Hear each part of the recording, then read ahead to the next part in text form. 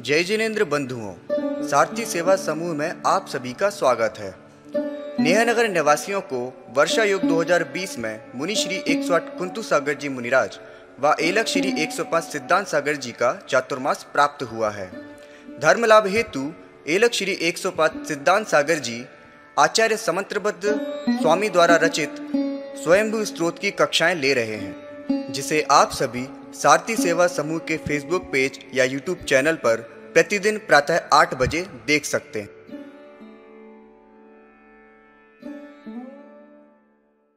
ओम दिव्य महिमानिकानां यमरुचिकृतानां देवराजार्चितानां जिन्वर्णिलियानां भावतो हम स्मरामि जम्बूधातिक पुष्करार्ध वसुधा क्षेत्रत्रे भवास चंद्राम्भोज शिखंड कंठ कनकप प्रावीण घना भाई जिनाय सम्यक ज्ञान चरित्र लक्षण धरा दग्धाष्टकर मेंदना भूतानागत वर्तमान समये तेभ्यो जिनेभ्यो नमः। श्रीमन मेरो कुलाद्रव रजत गिरिवरे सालमलौ जम्बु वृक्षे वक्षारी चैत्य वक्षे रथकर रुचके कुंडले मानुषांके स्वाकारेंजनादौ दधिमुख शिखरे व्यंतरी स्वर्गलोके ज्योतिर्लोके विवंदे भुवन महितले यानि चेत्यालयानि देवासुरेन्द्र नर नाग समर्चितेभ्यः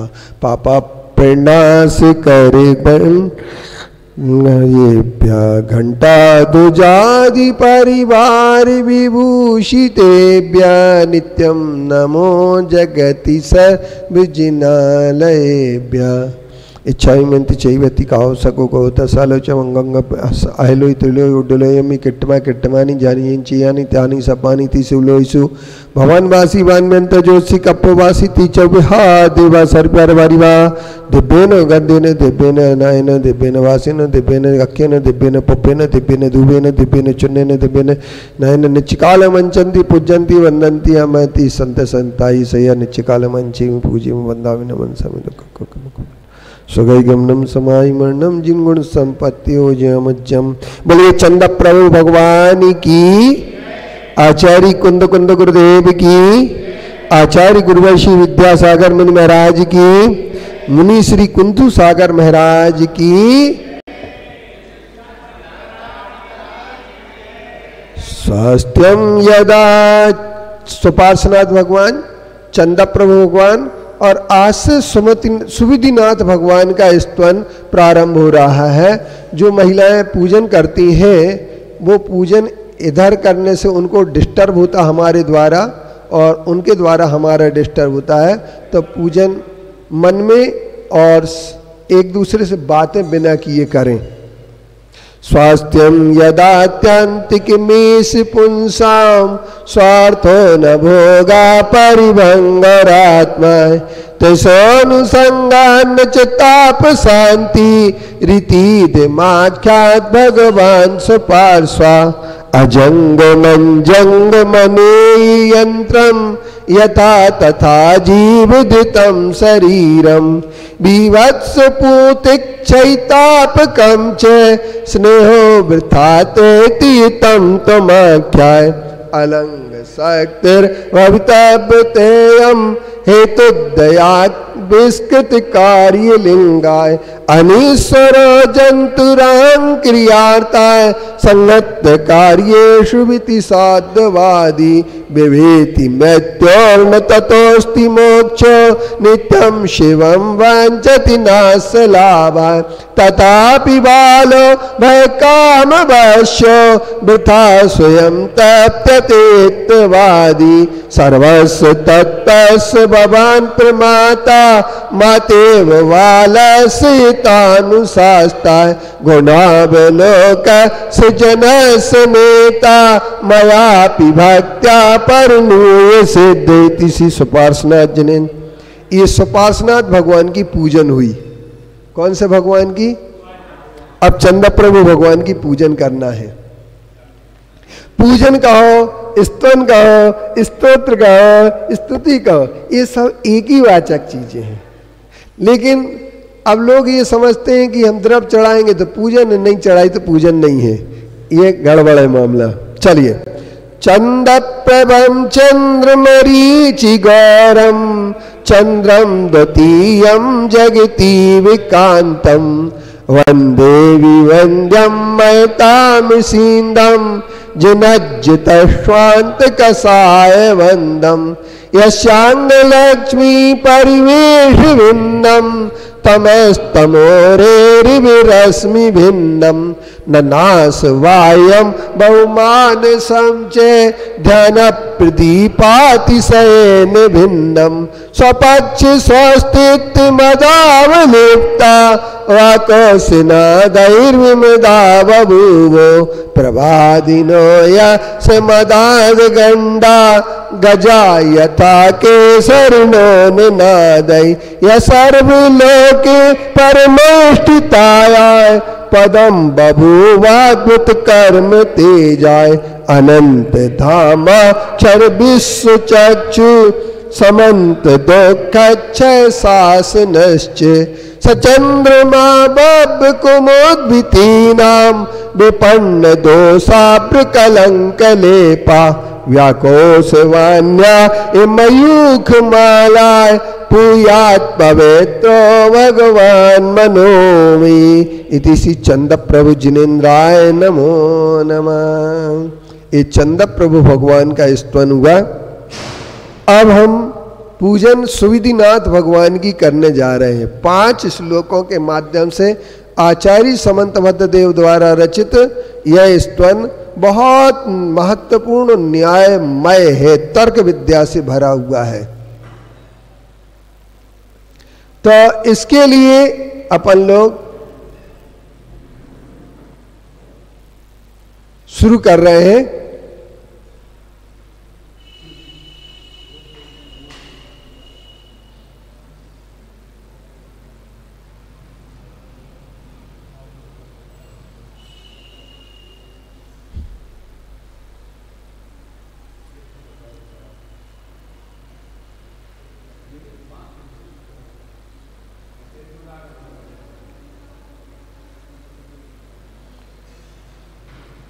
एकांत दृष्टि प्रतिषेधितत्वम् दृष्टि नहीं बोलना, दृष्टि। ये संयुक्त आद्यम दीर्घम का एक नियम होता है संस्कृत का, इसको बहुत अच्छे से समझ लेना। जैसे अपन कक्षा बोलते हैं, कक्षा नहीं बोलते, कक्षा। और जैसे अपन बोलते हैं कक्ष, अक्ष, अक्षय, तो का और शा से मिलकर के छा बनता है, तो वो बन जाता। इसलिए उसका संयुक्त वर्ण कहलाने के कारण से उसको पहले बोलते हैं। अब इसके बाद अपने पास आता है संयुक्त वर्ण के पूर्व का अगर वर्ण ह्रस्व होता है तो उसे दीर्घ किया जाता है, और दीर्घ करने के लिए बलाघात लगाया जाता है या स्वराघात लगाया जाता है। तो बलाघात लगाने के लिए हमारे लिए क्या करना पड़ता है? पहले संयुक्त वर्ण के वर्ण को 2 बार बोलना पड़ता है। तो यहाँ पर दृष्टि प्रति प्रा जो है ना, पा और रा 2 संयुक्त वर्ण हो गए व्यंजन, इसलिए बन गया प्रा। साइंस सर,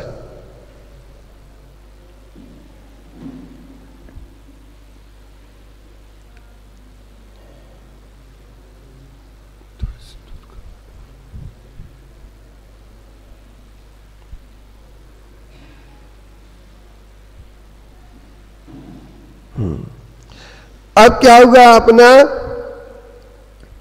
एकांत दृष्टि प्रतिषेधितत्वम्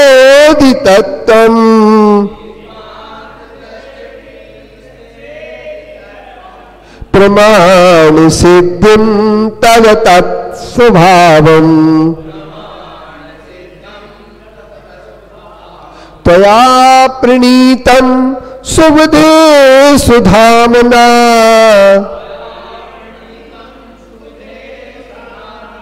नई तत्समालीड पदम तदन्यई एकांत दृष्ट प्रतिषेधितत्वम्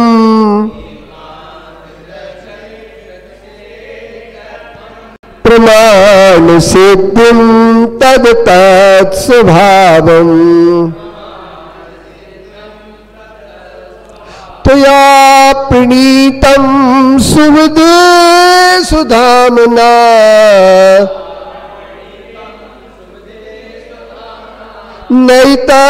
नैतत्समालीड पदं त्वदन्यै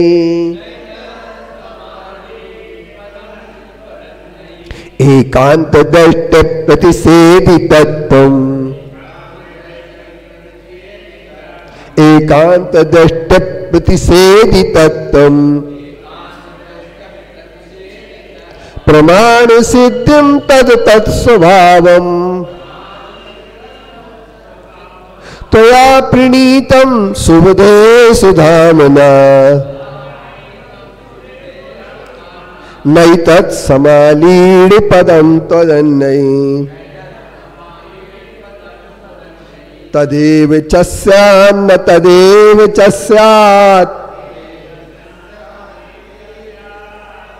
तथा प्रतीतेस्तव तत्कथञ्चित् नात्यन्तमन्यत्तुमनन्यता च विधे निषेधाश्च शून्य दोषा तदेव च स्यान्न तदेव च स्यात् तथा प्रतीतेस्तव तत्कथञ्चित् नात्यन्तमन्यत्तुमनन्यता च विधे निषेधाश्च शून्य दोषात् तदेव च स्यान्न तदेव च स्यात् तथा प्रतीतेस्तव तत्कथञ्चित्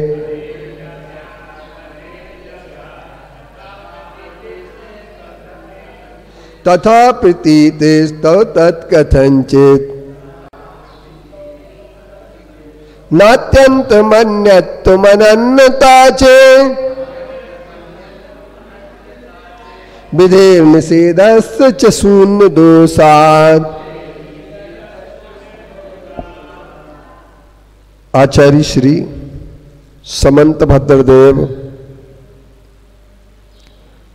की वाणी को आचार्य विद्यासागर जी महाराज जी ने निबद्ध एक काव्य में किया है। विरोध एकांती का करता तत् सिद्धि सही तथा तत् स्वभाव धारक यानी मुख्य गौण हो कहीं कहीं सुविधिनाथ प्रभु आत्म ज्योति से तत्व प्रकाशित सही किया। तुम मत से विपरीत मतों ने उस जिसका स्वाद न कभी लिया। है सुबुद्धि सुविधि, क्या कहा? सुविधि नाथ का दूसरा नाम पुष्पदंत है और इनकी पुष्पदंत की टोक सबसे बड़ी सम्मेद शिखर में है और इस टोक से पूरी टोकें दिखती हैं। एक बहुत अच्छा प्रैक्टिकल है। तो मैं ये कहना चाह रहा हूं कि अपन ये कह सकते हैं कि सुविधिनाथ भगवान जो होते हैं वो क्या होते हैं कि सुविधि विधि जिसकी अच्छी हो उसका नाम सुविधि है। और सुविधा शब्द कहां से बना? सुविधा। तुम तो एमए कर रहे हैं ना, बीए कर रहे हैं, बीएससी कर रहे हैं। हिंदी का कोई भी प्रोफेसर हो उससे पूछो सुविधा का अर्थ क्या से बना? सुविधा, विधा माने पद्धति, सु माने अच्छी, अच्छी पद्धति जहां पर होती उसे सुविधा कहते। फिर इसके बाद आ गया सुविधाजनक। व्यवस्था बहुत सुविधाजनक है वहां पर। सुविधा का कोई अर्थ ही नहीं समझते और बोलते बोलते चले जाते। लेकिन सुविधि का अर्थ समझो, विधि का अर्थ होता है पद्धति, और सुविधि माने होता है सुविधिनाथ। कौन से नाथ? सुविधि, सुविधि लिखा ना है? तो सुविधि का अर्थ क्या होगा? अब पेज नंबर तुम 61 निकाल लो बेटा। अब 61 पेज में ये कहते हैं कि जिनके सुविधि है, अर्थात जिनके अंदर सुविधि प्राप्त हुई, ऐसे सुविधि वाले हे जिनेन्द्र देव, तो या माने आपके द्वारा सुधन धामना ज्ञान रूपी तेज से प्रणीतम जो प्रतिपादित किया गया है तत्व एकांत दृष्टि प्रतिषेधी, वह एकांत दृष्टि वालों के निषेध को प्राप्त हो जाता है। कुशला कुशलम कर्म। आचार्य समंतबद्ध देव कहते हैं कुशल और अकुशल कर्म दोनों किसके सिद्ध नहीं होते हैं? एकांतवादियों के। तो नाथ सौ पर बैरिसु एकांत ग्रह दृष्टिसु नाथ सौ पर बैरिसु। एकांत दृष्टि वाले लोग खुद के भी बैरी होते हैं और दूसरे के भी बैरी होते हैं, क्योंकि वे अच्छी बात न सुन सकते हैं न समझ सकते हैं, क्योंकि उन्हें हर दृष्टि में एकांत नजर आता है। और यही एकांत कहलाता है।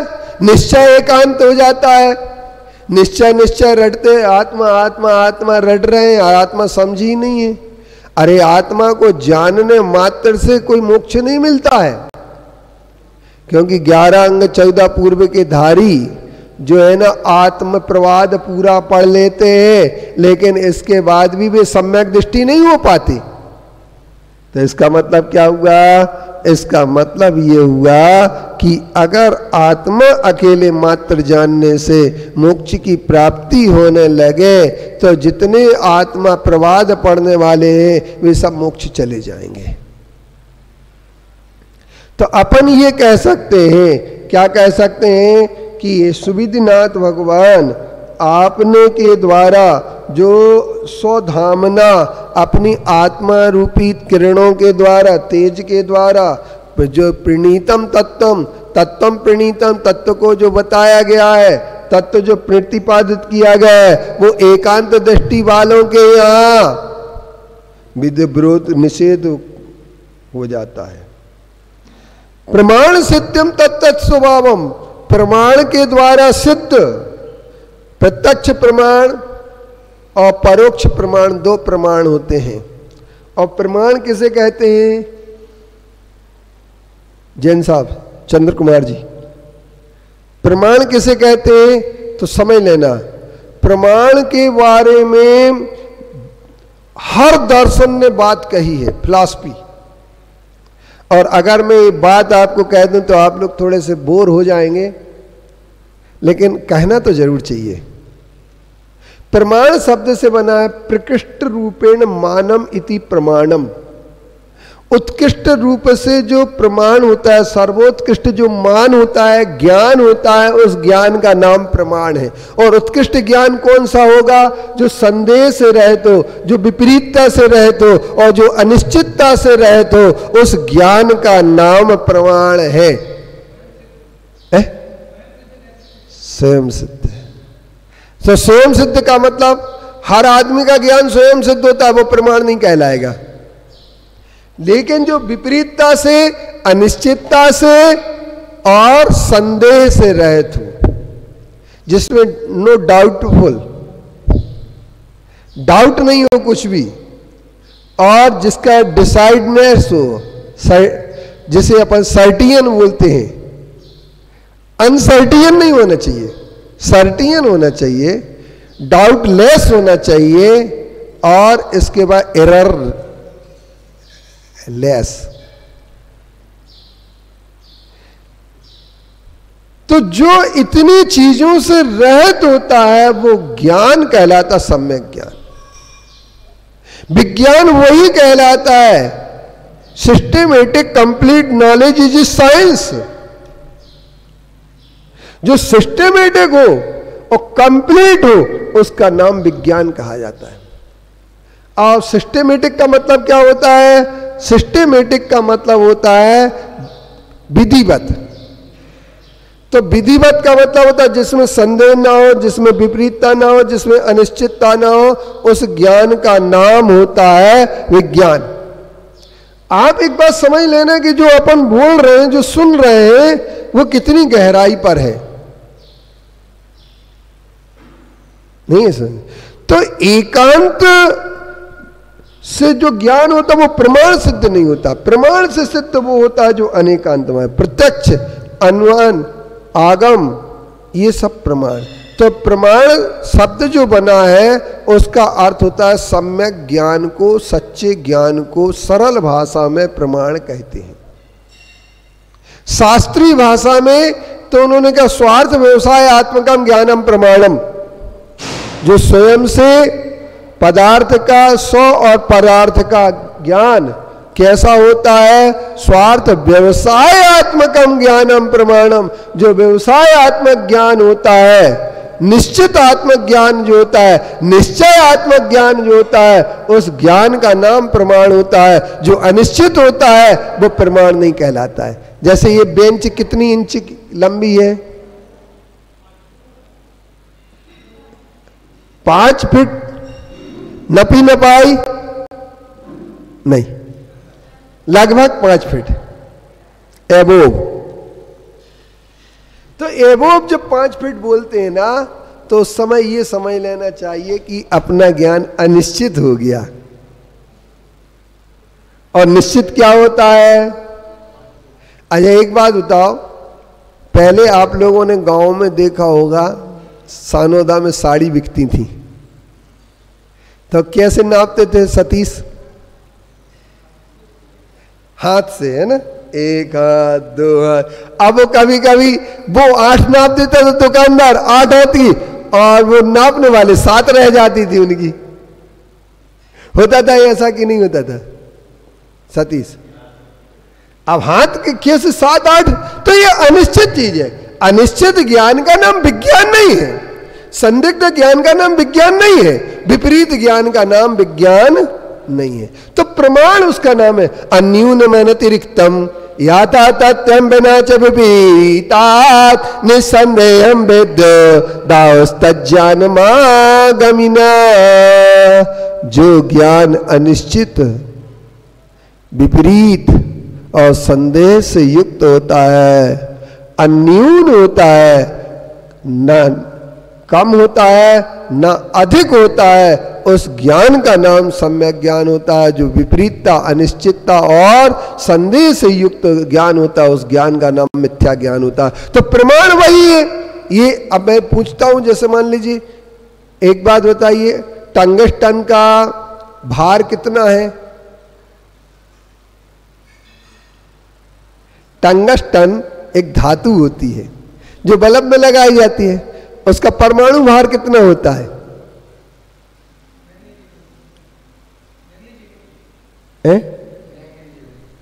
नहीं, भार, परमाणु भार 74 होता है। उसका कितना होता है? 74 होता है। तो ये निश्चित हो गया। और अनिश्चित में कम बोल देना या ज्यादा बोल देना, तो ये विज्ञान। तो इसलिए आचार्यों ने कहा है कि जो प्रमाण सिद्धिम तत् अतत् स्वभावम, 2 प्रकार के स्वभाव हैं प्रत्येक, तत् स्वभाव और अतत् स्वभाव। तत् और अतत् क्या होते हैं? अस्ति स्वभाव और नास्ति स्वभाव प्रत्येक वस्तु में पाए जाते हैं। ऐसी कोई वस्तु नहीं है जिस वस्तु में अस्ति नास्ति स्वभाव नहीं। आप क्या पहने हैं डॉक्टर साहब, अभय कुमार जी? झूठ क्यों बोले? कपड़ा नहीं पहने। जो कपड़ा है वो शर्ट नहीं हो सकता, जो शर्ट है वो कपड़ा नहीं हो सकता। बताओ, जो शर्ट है वो कपड़ा नहीं हो सकता, क्योंकि कपड़ा से तो कई चीजें बन जाएंगी। कपड़े, पजामा भी कपड़ा है, पेंट भी कपड़ा है, सब कपड़े हैं। तो जो शर्ट है वो कपड़ा नहीं है, जो कपड़ा है वो शर्ट नहीं है। अब एकांत से अपन ये बात कहेंगे तो झगड़ा है, और शर्ट भी है और कपड़ा भी है। शर्ट के बिना कपड़ा नहीं हो सकता, कपड़े के बिना शर्ट नहीं हो सकती, कपड़े के बिना कभी शर्ट नहीं हो सकती है। और कपड़ा कोई न कोई आकार अवश्य लिए होगा, बिना आकार के कपड़ा नहीं हो सकता है। इसलिए तत् है, ये शर्ट है नहीं है, कपड़ा है, कपड़ा है नहीं है, शर्ट है। तो नहीं उसमें निश्चित तौर पर है, क्यों? कपड़ा, साड़ी कपड़ा नहीं है क्या? कपड़े की दुकान में साड़ी नहीं मिलती क्या? क्यों रे? कपड़े की दुकान में साड़ी नहीं मिलती? मिलती ना। कपड़े की दुकान में सूट नहीं मिलता, शूटिंग, शर्टिंग और फ्रॉक सब चीजें मिलती, लेडीज जेंट्स सब आइटम मिलते हैं। अब लेडीज का अगर कर दे तो लेडीज में कुर्ती भी मिलेगी, सलवार भी मिलेगा, चुन्नी भी मिलेगी, सब मिलेंगी लेडीज आइटम। तो कपड़ा जो है ना वो कपड़ा है, ये अछावर है, कपड़ा नहीं है क्या है? तो कपड़ा भी है और अछावर भी है भी। और ही जहां आप पहुंच जाएंगे वहां पर आपका सब कुछ नष्ट हो जाएगा। तो ही और भी में छुपा हुआ है जीवन का एक सूत्र। बड़ी अच्छी बात। तो मैं कहता हूं कि धागा है। किसी ने कहा आचार्य विद्यासागर जी समय सार छोड़ करके धागा में उलझ गए। हमने उनसे कहा कि धागा में उलझे नहीं है वो, क्योंकि वो रेशम के कीड़े नहीं है।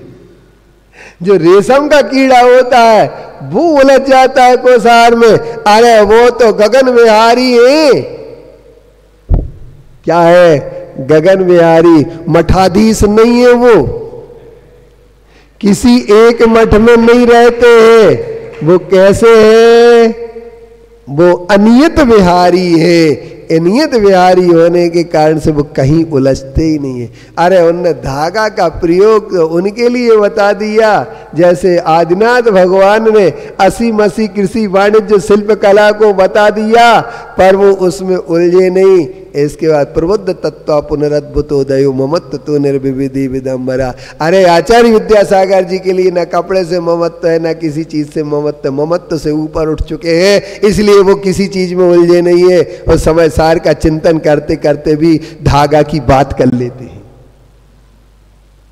क्योंकि समय सार की अनुभूति करके जो धागा की भी बात कर ले वो बहुत महान है। आपको उलझा हुआ दिख रहा है क्योंकि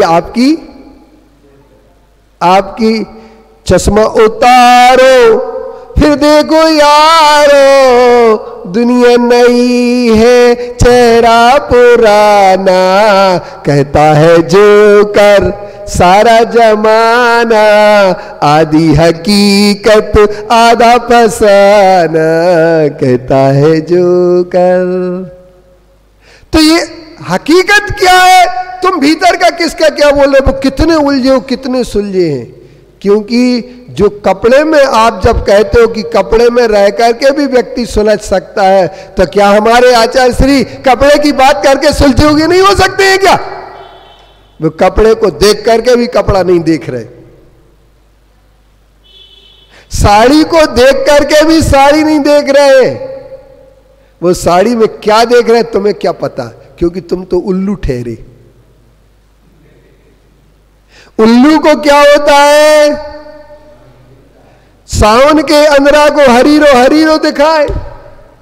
अब जिसने चश्मा सिर्फ वो ही लगा लिया विरोध करने का, जिसने चश्मा विरोध करने का लगाया है उसे तो यही देखेगा कि आचार्य विद्यासागर जी धागा में उलझ गए समय सार छोड़ करके। अरे जिसको उनके अंदर की दृष्टि पता है, जिसने विरोध का नहीं, जिसने बोध का चश्मा और शोध का चश्मा लगा के रखा है, उसे ये दिखेगा कि वो देखते हुए भी नहीं देख रहे हैं, दृष्टोपि देखते हुए भी नहीं देखते हैं और जानते हुए भी नहीं जानते। तो पश्यन् अपि न पश्यति, जानन अपि न जानति।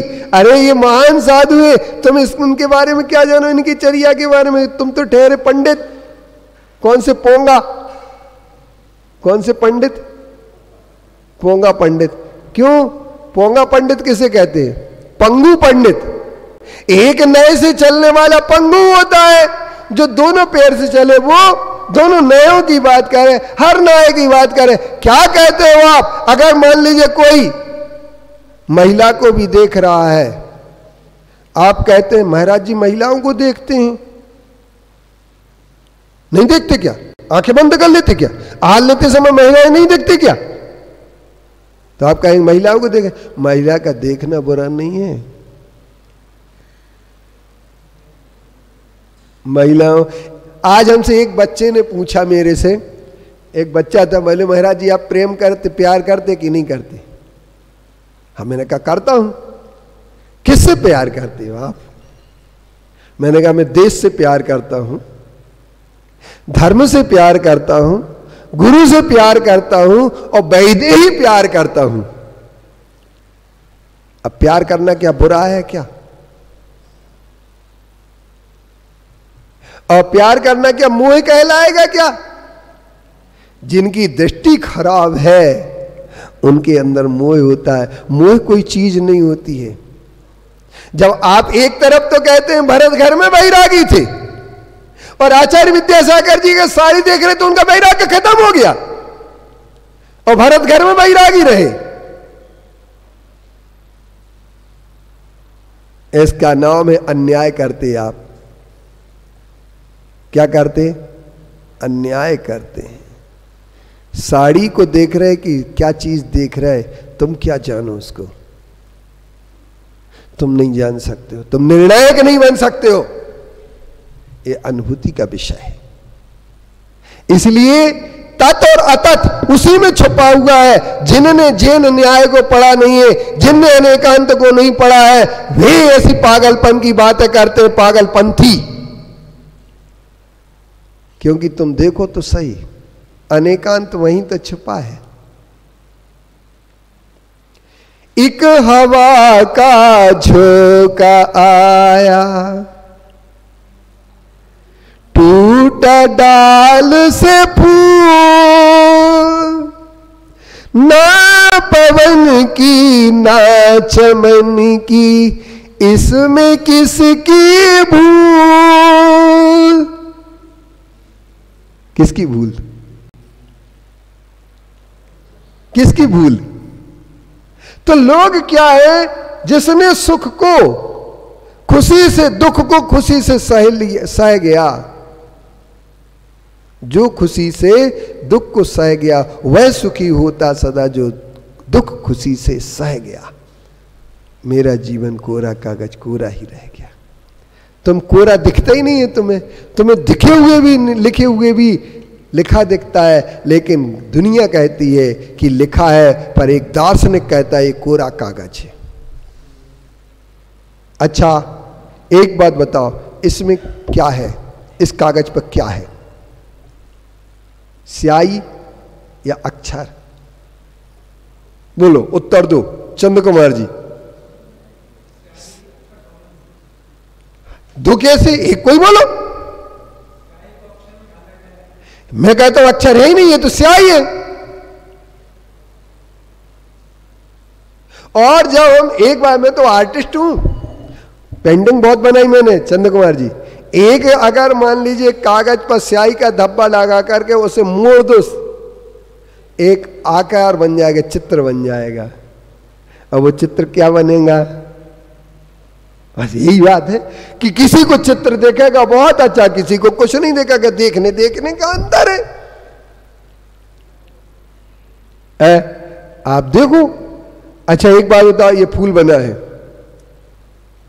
ये फूल बना देखो पत्थर का, बताओ इसमें कितनी पंखुड़ी है? गिन के बता दो तुम तो। और अगर आप जितनी बताओगे उससे ज्यादा निकली तो फिर, उससे कम निकली तो फिर, तो क्या आप गिन सकते हैं इनके लिए? तो एक ध्यान रखना, आप गिन नहीं सकते। यही एक विडंबना वाली बात है मेरे प्यारे बंधुओं। हर आदमी ने तत् और अतत् को नहीं समझा कि वही है और वही नहीं है। क्या तुम कपड़े में हो? कपड़े में हो तुम कि नहीं हो? ये कपड़े में है, तुम हो कपड़े में। क्यों क्यों कपड़े में हो तुम? कपड़े में हो। आचार्य ने यह कहा है, यही तो कहा है, यथा जीर्ण वस्त्रे जीर्णे।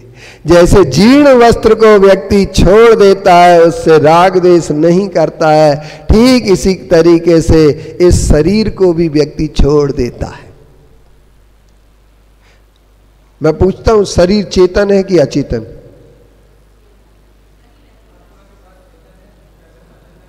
आत्मा के साथ जब तक प्राण शक्ति युक्त है तब तक चेतन है, अन्यथा मक्खी यूं पकड़ के मार दे, कोई मसल दे, तो उसे हिंसा का दोष नहीं आना चाहिए, क्योंकि शरीर तो अचेतन है। शरीर मरा, आत्मा तो मरती नहीं है। आत्मा मरती है क्या? ने कहा जीव को मार दिया तुमने, चींटी को मार दिया, चींटी मरती नहीं है, वो तो आत्मा है, और आत्मा कभी मरती नहीं है। जो आत्मा मरती नहीं है तो फिर क्या होगा? बस इसी का नाम है क्या? अनेकांत। और एकांत जहां पर होता है, इसलिए वो कहते हैं कि कितनी गजब की बात की, तत् अतत् स्वभाव वाले एतत् तदन्यई समालीडम समालीड पदम ना। इसलिए नात्यंत मन्यत्व मनन्नता च विधेर निषेधश्च सुन। इसलिए वो कहते हैं भगवान आपने से भिन्न जितने भी मत वाले हैं वो अनुभूत स्थान वाले नहीं है, समालीण नहीं है, वो उन्होंने अनुभव किया ही नहीं है। अरे वो क्या जाने, दुनिया क्या जाने रे, क्या जानते?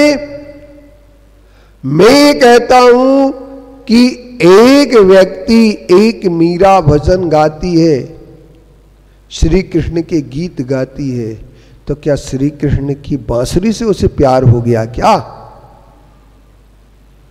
उसकी भक्ति में श्री कृष्ण का महान व्यक्तित्व छुपा रहता है, और हमारे लिए सिर्फ यही दिखता है कि मीरा श्री कृष्ण के गीत गा रही है। क्योंकि मीरा की भक्ति को कौन समझ सकता है? और श्री कृष्ण जी को अगर जैन परिप्रेक्ष्य में देखा जाए तो क्या थे? हम लोग किसी के भी परिप्रेक्ष्य को समझते नहीं है, और परिप्रेक्ष्य को समझे बिना हम लोग बात करते हैं। और हम बात क्या करते हैं? किसी की अंत स्थिति या बीच की स्थिति से निर्णय कर लेते हैं। किसी की बीच की स्थिति या को अंत स्थिति मान लेते हैं, जबकि वो अंत स्थिति नहीं है। अभी उनका पतन और उत्थान हर आदमी के जीवन का एक लगा हुआ चक्र है। जीवन चक्र में पतन और उत्थान दो चीजें अवश्य होती हैं, और जब दो चीजें होती हैं तो पतन की अवस्था को देखने वाले नकारात्मक सोच रखते हैं, और उत्थान को देखने वाले सकारात्मक सोच रखते हैं। हमारे आचार्य श्री एक बात कहा करते थे, हर आदमी क्या करता है, क्या देखता है? गिरते हुए को पर हंसता है। कोई भी फिसल जाए, गिर जाए तो हर आदमी हंसेगा। उठाने वाले कितने होते हैं?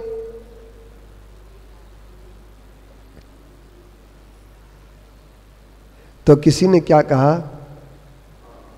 किसी ने एक बात बहुत कही, साहिल के तमाशाई साहिल की तमसाई हर डूबने वाले पर अफसोस तो करते हैं, इमदाद नहीं करते। साहिल की तमसाई हर डूबने वाले पर अफसोस तो करते हैं, इमदाद नहीं करते। समझे कि नहीं समझे बंदे? साहिल किनारे पर खड़े हुए लोग जो होते हैं, सागर समुद्र कहीं भी डूब रहा हो कोई, अरे बाप रे मर जाएगा बेचारा, पर उसे बचाने। आजकल क्या होने लगा मालूम है? जैसे अभी बाढ़ आती है ना, तो कोई हाँ बस बस बस वही, उसको बचाएंगे नहीं, उसकी मोबाइल उसकी वीडियो बनाएंगे और उसकी मरते हुए वीडियो बनाते रहेंगे, बचाने नहीं जाएंगे। अब देखिए ये जमाना आ गया। अब बताइए, उन्हें सिर्फ इस बात का शौक है कि मेरी व्हाट्सएप दुनिया में फैल जाए कि मैंने व्हाट्सएप की, लेकिन व्हाट्सएप के बाद नाम कोई का नहीं आता। एक बार की बात है, एक हमारे साथ बलजीत जी सिंह थे, सीहोर में चातुर्मास चल रहा था, तो उनके पास मेरे पास बैठे थे, वो अपने ब्यूरो चीफ थे दैनिक भास्कर के, मेरे पास बैठे, तो वहाँ से फ़ोन आया कि बोले आष्टा के पास एक्सीडेंट हो गया। तो बोले कितने मरे? बोले मरा कोई नहीं है। बोले न्यूज में मज़ा नहीं आया। क्या कहा? न्यूज में मजा नहीं आया। तो मैंने कहा यानी मतलब आपकी न्यूज में मजा जब आता जब मर जाती, तो आप क्या चाहते, मरे तो न्यूज अच्छी बन जाए। तो इसी तरीके से कि जैसे मरघट में बैठे वाला कोई तेल बेचने वाला कहता है, मरघट में दो लड़के बैठे, वो तेल बेचते मिट्टी का, वो सोचते कोई आ जाए तो मेरा तेल बिक जाए। इसी तरीके से समझ लेना चाहिए। बोलिए पंच परमेष्ठी भगवान की जय, आचार्य कुंद कुंद गुरुदेव की जय, आचार्य गुरुवार विद्यासागर मुनि महाराज की, जावाणी के ज्ञान